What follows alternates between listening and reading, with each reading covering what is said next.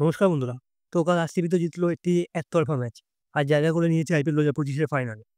এটি হলো আরসিবির ৪র্থ IPL final. তবে আরসিবি ফ্যানরা আশা করবে যেন এবার কাপটা আসে।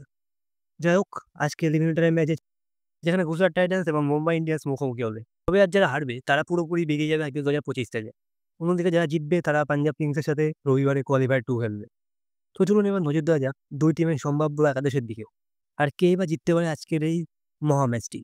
তো এই ম্যাচটি খেলা হবে পাঞ্জাবের মূল্যায়নপুর স্টেডিয়ামে। আর যদি দেখি গুজরাট টাইটান্স এবং মুম্বাই ইন্ডিয়ান্সের হেড টু হেড রেকর্ডের দিকে, তাহলে সেখানে দেখা যাবে যে দুটো টিমের মধ্যে টোটাল ম্যাচ হয়েছে ৫ টি। যার মধ্যে ৩ টি জিতেছে গুজরাট টাইটান্স এবং ২ টি জিতেছে মুম্বাই।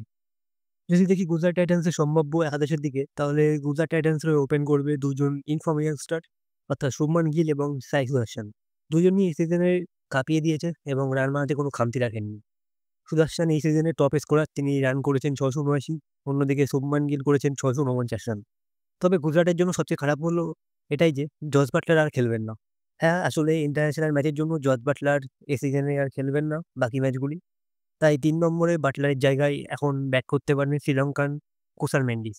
এরপর ৪ নম্বরে নামবেন ইরফান রাজারপুত। তিনি এই সিজন যে কটি ম্যাচ খেলেছেন সেখানে সবকটিতেই কন্ট্রিবিউট করার চেষ্টা করেছেন। এরপর ৫ নম্বরে নামবেন রাহুল তেওয়াতিয়া ও ৬ নম্বরে নামবেন রাশিদ খান।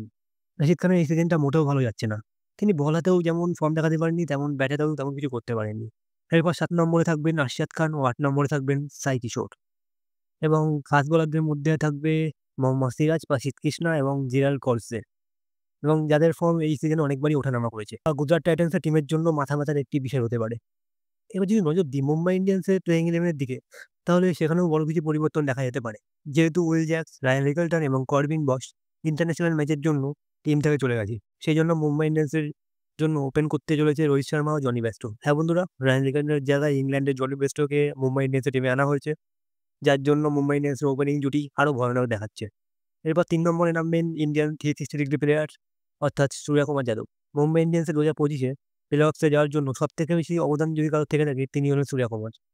এরপর ৪ নম্বরে থাকবেন তিলক বর্মা। আর তার এই ২০২৫ এর আইপিএল সিজন মোটেও ভালো যাচ্ছে না। এরপর মিডল অর্ডারে নামবেন ক্যাপ্টেন হার্দিক পান্ডিয়া। মুম্বাইয়ের টিম সামনে এগোবে কি এগোবে না, তা অনেকটা নির্ভর করছে হার্দিক পান্ডিয়ার উপর।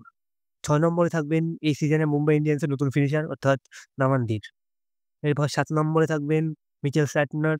৮ নম্বরে হয়তো অশ্বিনী কুমার অথবা চারিতা শ্রীলঙ্কার মধ্যে কেউ একজন থাকতে পারে। আর যদি কথা বলি ফাস্ট বোলারদের, তাহলে ফাস্ট বোলারদের মধ্যে থাকবেন দীপক চাহার, ট্রেন্ট বোল্ট এবং জাসপ্রীত বুমরাহ।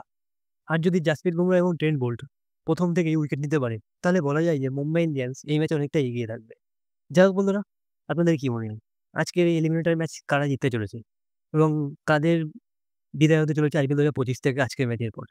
আপনার মতামত অবশ্যই কমেন্ট সেকশনে জানাবেন এবং এরকম ক্রিকেট সম্বন্ধিত ভিডিও পাওয়ার জন্য অবশ্যই আমাদের চ্যানেলকে সাবস্ক্রাইব করবেন।